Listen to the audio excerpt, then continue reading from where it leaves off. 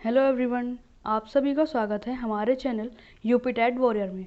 Friends, कल हमने अपनी वीडियो में विकास की अवस्थाओं के बारे में चर्चा की थी, जिसमें से हमने शैशवावस्था के बारे में आप सभी को कल बताया था। अगली विकास की अवस्था है हमारी बाल्यावस्था, जिसके बारे में हम आज अपनी वीडियो के द्वारा चर्चा करेंगे। तो ज़्यादा समय ना लेते हुए टॉपिक शुरू करते हैं। बाल्यावस्था की अवधि 6 से 12 वर्ष तक होती है। मनोवैज्ञानिकों ने इस अवस्था को जीवन की निर्माणकारी अवस्था बताते हुए कहा है कि इस अवस्था में बालक में जो आदतें और ढंग विकसित हो जाते हैं, उनमें परिवर्तन कर पाना बड़ा कठिन होता है। इस अवस्था में बालक के शारीरिक, मानसिक, सामाजिक और संवेगात्मक आदि पक्षों में परिवर्तन होते हैं। तात्पर्य, फ्रेंड्स, इस अवस्था को सभी मनोवैज्ञानिकों ने निर्माणकारी अवस्था कहा है, क्योंकि इस अवस्था में जो परिवर्तन बच्चे में हो जाते हैं, उनमें परिवर्तन कर पाना आगे चलकर बड़ा कठिन होता है। इसलिए आवश्यक है कि हम इस अवस्था में ये ध्यान रखें कि बालक में जो परिवर्तन होने वाले हैं या हो रहे हैं, वो उसे एक जिम्मेदार नागरिक बनाने के लिए और एक कुशल विद्यार्थी बनाने के लिए अग्रसर करें। आगे डेफिनेशन है हमारी कॉल एवं रूस के अनुसार। बाल्यावस्था जीवन का अनोखा काल है। फ्रेंड्स, ये डेफिनेशन बहुत इम्पोर्टेंट है। अक्सर एग्जाम्स में ये पूछा जाता है कि ये किसने कहा है। अगली डेफिनेशन है हमारी ब्लेयर, जोन्स और सिम्पसन के अनुसार। बाल्यावस्था वह समय है जब व्यक्ति के मूलभूत दृष्टिकोण, मूल्यों और आदर्शों का बहुत बड़ी सीमा तक निर्धारण होता है। इसके बाद आती है हमारी बाल्यावस्था की विशेषताएं। पहली विशेषता, शारीरिक व मानसिक विकास की तीव्रता। इस अवस्था में बालक का शारीरिक व मानसिक विकास तीव्र गति से होने लगता है। जैसे बालक के दूध के दांत इस अवस्था में गिर जाते हैं, उनके स्थान पर नए दांत आने लगते हैं। मांसपेशियों का विकास होता है, हड्डियां मजबूत होनी शुरू हो जाती हैं। ज्ञानेंद्रियों और कर्मेंद्रियों सभी का पूर्ण रूप से विकास होने लगता है। अगली विशेषता है हमारी संचय प्रवृत्ति। इस अवस्था में बालक संचय करने लगता है, चाहे वो टूटे हुए खिलौने हो या किसी भी तरह की खाली डब्बे, खिलौने, कपड़ों के टुकड़े आदि जो भी उसे पसंद आती हैं, उन चीज़ों को वह अपने पास एकत्रित कर लेता है। अगला पॉइंट आता है हमारा रचनात्मक प्रवृत्ति। बालक की प्रवृत्ति रचनात्मक होती है। वह हमेशा कभी किसी चीज़ से तो कभी किसी चीज़ से कुछ ना कुछ करता हुआ नजर आता है। अगला पॉइंट आता है हमारा जिज्ञासा की प्रबलता। शैशवावस्था में जो जिज्ञासा होती है बालक में, बाल्यावस्था में वह अपने चरम पर होती है। इस अवस्था में बालक के सवालों का दायरा बढ़ जाता है। वह अनेक चीज़ों के बारे में जानना चाहता है, पूछता रहता है हमेशा। अगला पॉइंट आता है हमारा बहिर्मुखी प्रवृत्ति। बहिर्मुखी प्रवृत्ति से आशय वह बहिर्मुखी का अर्थ होता है जो अपने विचारों को दूसरे के समक्ष प्रस्तुत करना सीख जाता है। इसके विपरीत शैशवावस्था में बालक अंतर्मुखी होता है। वह अपनी अक्सर विचारों को दूसरों के समक्ष नहीं रख पाता, परंतु बाल्यावस्था में वह दूसरों के समक्ष अपनी बातों, अपने विचारों को प्रस्तुत करना सीख जाता है। अगला पॉइंट आता है हमारा खेलों की प्रधानता। इस अवस्था में बालक एवं बालिकाओं दोनों की खेलों की रुचियां अलग अलग होती हैं। जैसे लड़कों को दौड़ना, छिपना, कुश्ती आदि खेलों को खेलना आदि पसंद होता है, तथा जो गर्ल्स होती हैं उन्हें गुड्डों का इन्हीं का खेल खेलना ज़्यादा पसंद होता है। अगला पॉइंट आता है हमारा संवेग में शिष्टता।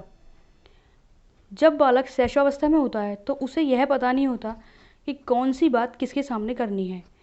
इस अवस्था में बालक धीरे धीरे अपने वातावरण से, अपने अनुभवों द्वारा और अपने माता पिता के द्वारा यह सीखता है कि कौन सी बातें उसे किसी के सामने करनी चाहिए और कौन सी उसे नहीं करनी चाहिए। अपनी भावनाओं पर वह इस अवस्था में कंट्रोल करना सीख जाता है। आगे पॉइंट आता है हमारा सामाजिक भावना का विकास। इस अवस्था में बालक में सामाजिक भावना का विकास होना शुरू हो जाता है। उसके नए नए मित्र बनते हैं, जिससे उसके आसपास का सामाजिक दायरा बढ़ता है और उनके लिए वह सदैव तत्पर रहता है। अगला पॉइंट आता है हमारा नैतिक गुणों का विकास। इस अवस्था में बालक में नैतिक गुणों का विकास होना भी शुरू हो जाता है। आगे डेफिनेशन है हमारी स्ट्रॉन्ग के अनुसार 6, 7 और 8 वर्ष के बालकों में अच्छे बुरे के ज्ञान एवं न्यायपूर्ण व्यवहार, ईमानदारी और सामाजिक मूल्यों का विकास होने लगता है। अगली डेफिनेशन है हमारी रॉस के अनुसार बालक का व्यवहार अधिकतर पूर्वबोध, सामाजिक प्रशंसा अथवा निंदा द्वारा निश्चित होता है। तात्पर्य, बालक जो अपना व्यवहार करता है वह ये देखता है कि उसकी की गई बातों से कौन खुश होता है, कौन उसे शाबाशी देता है या कौन बुराई करता है, तो इस बात पर ही उसका व्यवहार निर्धारित होता है। आगे आता है हमारा बाल्यावस्था में शिक्षा का स्वरूप। पहला पॉइंट है हमारा नैतिक एवं संवेगात्मक विकास। अध्यापकों के लिए आवश्यक है कि वह बालक को ऐसी शिक्षा प्रदान करे जिससे उसका नैतिक एवं संवेगात्मक विकास हो सके। अगला पॉइंट आता है हमारा रचनात्मक कार्य की शिक्षा प्रदान करना। फ्रेंड्स, इस अवस्था में बालकों में क्रिएटिविटी बहुत अधिक होती है, अतः एक शिक्षक द्वारा उन्हें ऐसे ही कार्य करने को दिए जाने चाहिए। इससे उनमें रचनात्मक प्रवृत्ति का विकास होगा। अगला पॉइंट आता है हमारा संग्रह की प्रवृत्ति को विकसित करना। फ्रेंड्स, बालकों में संग्रह की प्रवृत्ति तो होती ही है। इस अवस्था में आने पर यह प्रवृत्ति बढ़ जाती है, तो अध्यापकों के लिए आवश्यक है कि वह बालकों को ऐसी चीज़ें संचित करने के लिए कहे जो उनके लिए आवश्यक हों, जैसे किसी स्थान का नक्शा, कोई ऐतिहासिक इमारत आदि जगह की पिक्चर इकट्ठी करना, पशु पक्षियों के चित्र इकट्ठे करना, राष्ट्र के नेताओं, सिक्के आदि चीज़ों को एकत्रित करने की प्रवृत्ति विकसित की जानी चाहिए। अगला पॉइंट आता है हमारा सहगामी क्रियाओं का आयोजन करना।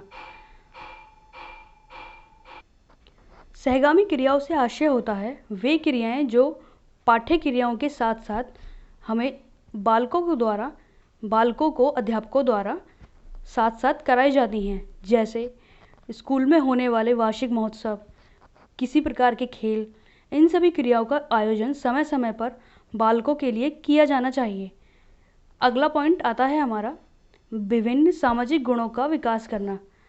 बालकों को अध्यापकों द्वारा अच्छे सामाजिक गुणों को सिखाना चाहिए, जैसे उनमें देश प्रेम, नैतिकता, भाईचारे की भावना को बल देना चाहिए तथा उन्हें एक अच्छे नागरिक बनने हेतु प्रेरित किया जाना चाहिए। अगला पॉइंट आता है हमारा रुचिकर पाठ्यवस्तु एवं शिक्षण विधि। फ्रेंड्स, आवश्यक है कि बालकों को ऐसी पाठ्यवस्तु पढ़ाई जाए जिसमें उनकी रुचि हो और शिक्षण विधियाँ भी इस प्रकार की हो जिससे वह सुगमता से अपनी शिक्षा को पूर्ण कर सकें। अगला पॉइंट आता है हमारा भाषा के ज्ञान एवं क्रियाशीलता पर बल। फ्रेंड्स, बालकों के लिए भाषा का ज्ञान होना अति आवश्यक है। यदि उन्हें भाषा का ज्ञान नहीं होगा तो वह अपनी बातों को दूसरों के समक्ष नहीं रख पाएंगे। इसीलिए आवश्यक है कि भाषा ज्ञान उनका एकदम सुचारू प्रक्रिया द्वारा पूर्ण कराया जाए। तो फ्रेंड्स, आज की इस वीडियो में इतना ही। आपके सुझाव हमारे लिए आदरणीय हैं, अतः आपसे अगर आपको ये वीडियो पसंद आई है तो इसे लाइक कीजिए, कमेंट कीजिए और हमारे चैनल को सब्सक्राइब कीजिए। Thank you.